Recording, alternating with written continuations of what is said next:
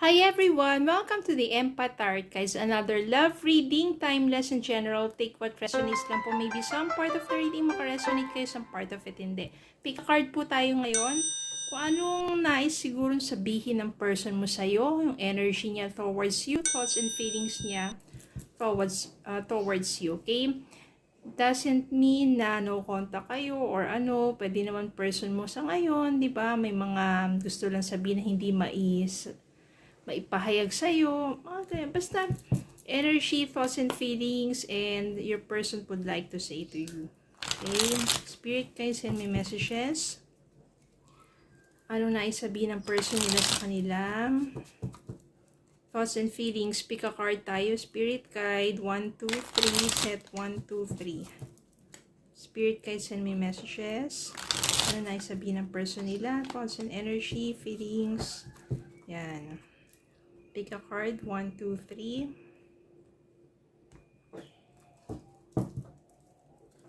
One, two, three.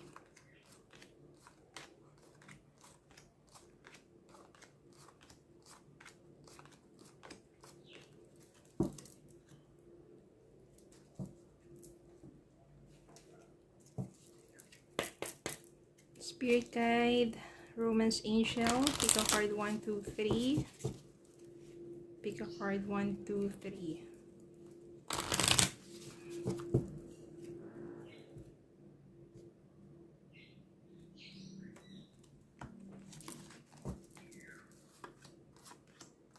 Yan. So, habang i-ready ko to, kung saan kayo nadodrone, or just meditate kahit saglit.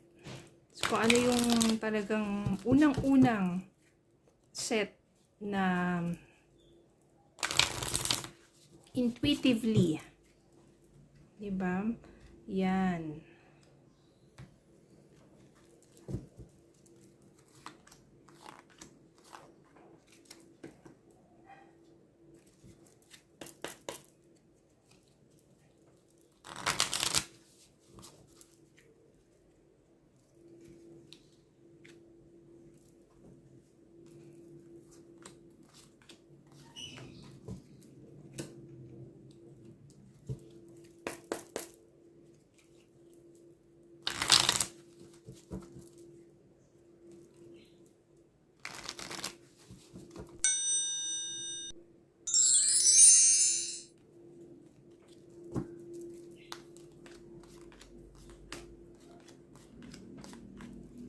Okay?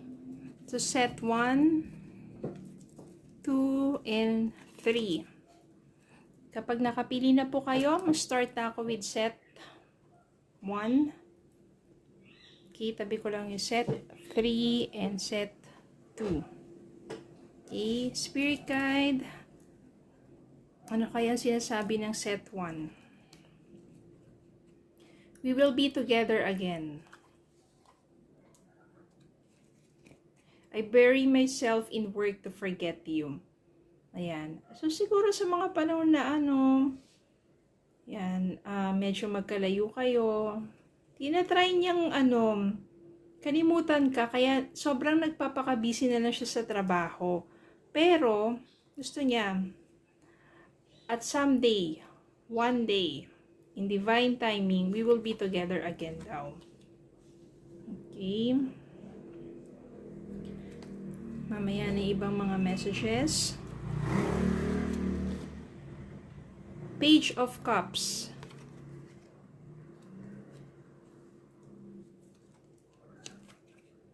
Five of Pentacles.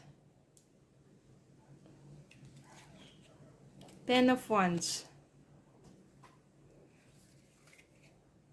Eight of Cups. And 3 of Pentacles.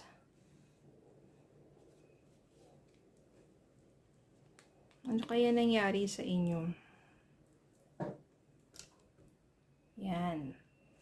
So, meron ditong 5 of Pentacles, tsaka 10 of Wands, tapos 8 of Cups. So, malamang dito na nagkaiwalay kayo dahil umalis siya, or umalis ka sa kanya, dun niya na-feel yung kawalan mo. Kasi siguro, yung mga panahon na yun na hindi kayo magkasundo, sobrang bigat na ng pakiramdam ninyo, ng kalooban ninyo sa mga nangyayari sa inyo. Kaya, mas pinabuti ninyo na to separate ways. But then, you realize, meron pa rin talagang pagmamahal sa'yo. He or she realize, or your person realize, at meron pa rin talaga siyang feelings at pagmamahal sa'yo. Page of Cups. O kaya dito, we will be together again eh. Pero yung ito, I bury myself in work to forget you. 3 of Pentacles, yun yung ginagawa niya, nakikipagtulungan sa kanyang, sabihin natin, katrabaho, o talagang teamwork. At pagdating naman sa inyo, ito yung gusto niyang gawin. Yung to work things out between the two of you. Kaya we will be together again. Okay, kung ano man yung hindi nyo pinagkasunduan o yung dahilan kung bakit siya or ikaw umalis, at yung mga panahon na yun, no, maybe it will takes time to heal and to realize something. Then, maari nga yung person mo, eto na, sabi niya, aayusin ko to. I would like to work things out between the two of us.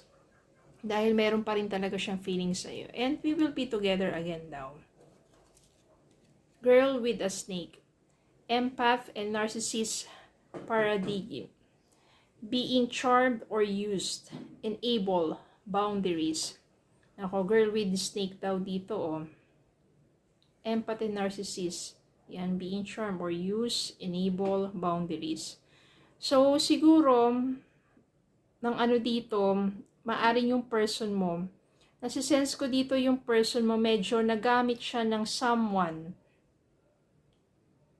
O, ano yung charmed?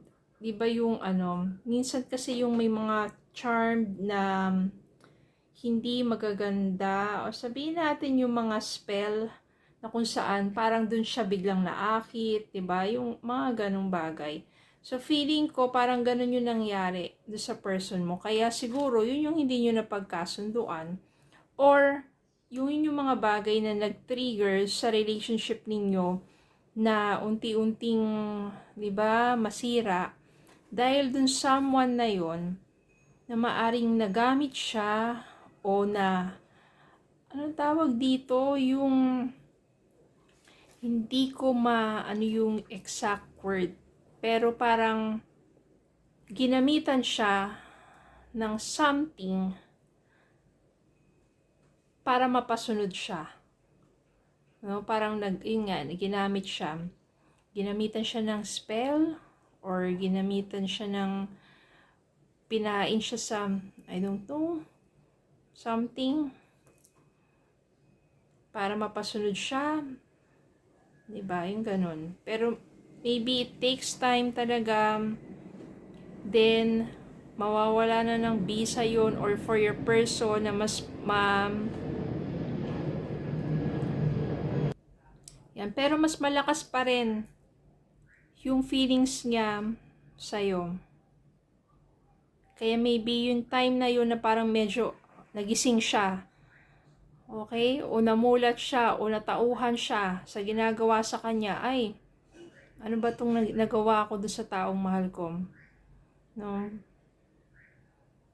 Kaya gagawa siya ng paraan to work things out between the two of you.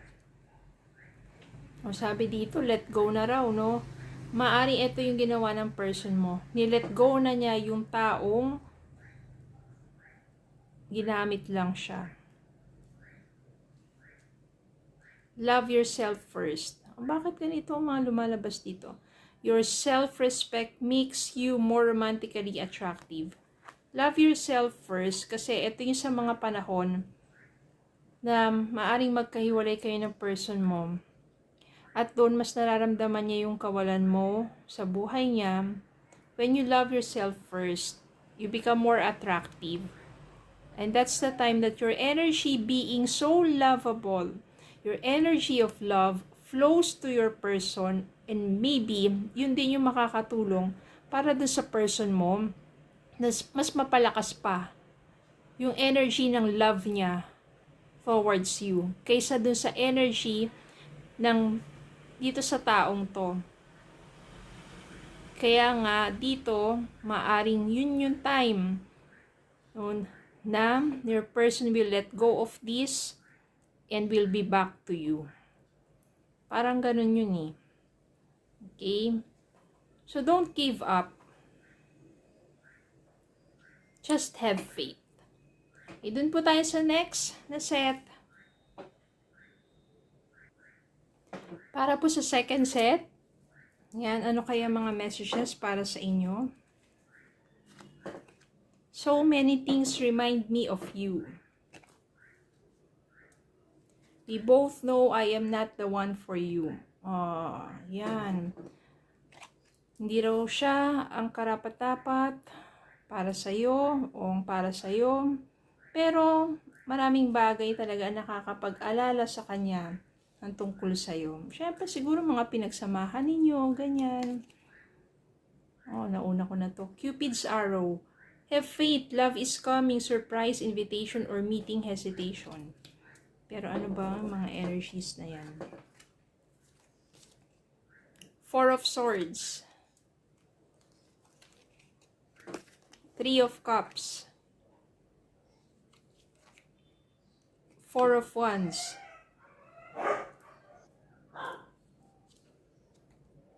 High Priestess. And Queen of Pentacles. Okay. Kaya niya dito sinabi, we both know I am not the one for you. Nagpo-procrastinate yung person mo. Ibig sabihin, napapanghinaan ng loob yan. At sinasabi niya sa sarili niya, iniisip niya, sinasabi niya sa sarili niya na hindi siya bagay sa'yo. Kasi, maaaring ikaw yung mas may kaya kaysa sa kanya. Yung mas maganda yung estado ng pamumuhay sa kanya. Okay, mas maganda yung, sabihin natin, financial. Mas angat ka kaysa sa kanya. Kaya naman, parang ano yan eh, parang ang sa tingin niya, napakababa niya para sa'yo. Pero, maaring gabayan naman siya, sabihin na, kung talagang mahal kanya, di ba? O talagang nagmamahalan kayo, maaari naman kayo magtulungan at hindi mo naman siya parang lalaitin o lalong sabihin nating ipaparamdam sa kanya na ganun nga, 'di ba? Na mas angat ka. Pero ang energy kasi ng person mo, ayan, medyo relax lang siya. Ayaw niya masyadong mag-isip-isip pa kung ano-anong mga bagay, parang gusto niya lang ipahinga yung mind niya, yung thoughts niya about you, pero marami pa ring bagay, kahit anong gawin niya, marami pa ring mga bagay ang nakakapagpaalala sa kanya ng tungkol sa'yo. Maaari din may pinagselosan to. Siguro kasi, syempre, ikaw, yung sa mga kaibigan mo, na hindi siya nakakapag parang hindi niya yung sarili niya makihalubilo. Kaya siguro ganun. Pero ito yung sa energy ng person mo. Gusto niya na muli kayong makapagsama. And these Four of Wands, yung 11 cards, symbolize or it signifies or it's a sign na maaring magkakatagpo muli ang inyong landas or yung person mo magkakaroon niya ng lakas ng loob na ipaglaban na talaga yung damdamin niya para sa'yo. At maganda dito, Cupid's arrow, ayan have faith, love is coming, surprise, invitation, or meeting hesitation. Kasi minsan parang nag-hesitate siya sa connection ninyo kasi nga parang nagiging siya, nag-aalangan sa sarili niya para sa'yo. Ganon. Pero just have faith, ayan Ask for help from others. Ito yung kailangan niyang gawin. And soulmate. yes, this is your soulmate. O, maaring siya na talaga yung soulmate mo. Di ba meron niya, hindi naman porket soulmate, kailangan parehong-pareho kayo ng sabihin natin, meron kayong mga bagay na pinagkakasunduan nyo talagang parehong gusto o yung hilig, but not necessarily 100% na ganun. Minsan yung soulmate mo, meron din yung kakaibang, syempre, character, or perception, di ba? Pero ang maganda doon is still kaya nyong i-fit or nagmamatch, di ba? Parang kaya nyong gawa ng yung mga puwang na yan, kaya nyong to fit in. Kaso lang ngayon, medyo nagpo-procrastinate yung person mo. Na feeling niya, hindi siya bagay sa'yo. Kasi mas angat ka sa estado. Pero, meron pa rin talaga ditong may love. At gusto rin ng person mo na talagang kayo yung magkatuluyan or magkabalikan. Kailangan niya lang ng confidence sa sarili niya. Okay, so doon na po tayo sa third set. Para po sa pumili ng set 3, ito ang message. You don't know how hard it was to let you go. You and I were too young. Ayan. So, dito pa lang, no, parang ang hirap daw i-let go ka, pero kasi masyado pa kayong bata. Siguro sa mga panahon na yun, it's not the perfect time para sa inyo. Kasi maybe you are too young, or maybe hindi pa kayo parehong mature. So, ano ba yung mga message or energies? Moon. 5 of Cups. 4 of Pentacles.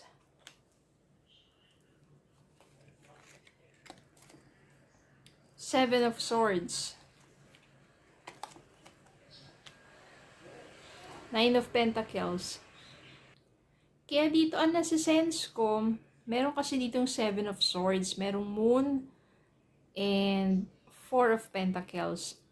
So, feeling ko yung person mo, kaya marami siyang mga itinatagong, Moon, at saka yung 7 of Swords, mga lies, mga sabihin natin kasinungalingan, at marami pang kasi, parang rin to nagiging self-centered, immature, self-centered.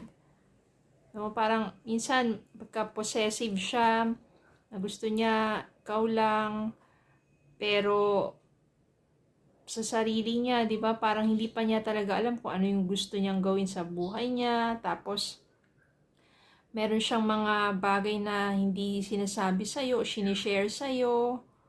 No, pero ngayon, maari kasing single pa rin yung person mo at maaring pinagsisisihan niya yun. You don't know how hard it was to let you go. Siguro ito yung mga panahon na na-realize ng person mo na nga, pareho kayong young, or ikaw, sinabi mo sa person mo, you and I were too young, di ba? We need to mature, or ikaw, you need to know kung ano talaga gusto mo sa buhay mo, sa atin, ganyan. Diba? At maaring ang person mo naman ay pinagsisisihan naman niya yon. Na parang naging nga siya, self-centered lang. No? Parang hindi siya nagpakatotoo sa sarili niya about you. Kung anong pa man yun. No? Kaya mahirap din para sa kanya na i-let go ka, pero meron pa siyang kailangan ayusin sa sarili niya. Ano ba talaga yung gusto niya? 'Di ba? Yung parang being honest with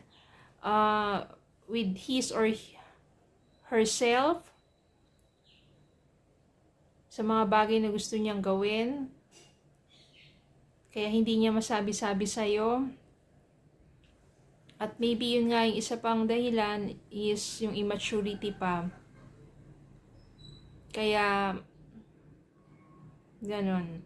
Okay, pero dito, maaring single pa rin yung person mo.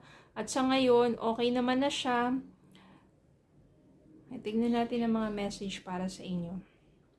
Opportunity. Flirt. O flirt. Extend your light-hearted energy to others. And lightning. Sudden change, shocking news, surprise, epiphany, upheaval, transformation. Yan. Parang magkaroon ng transformation din sa person mo.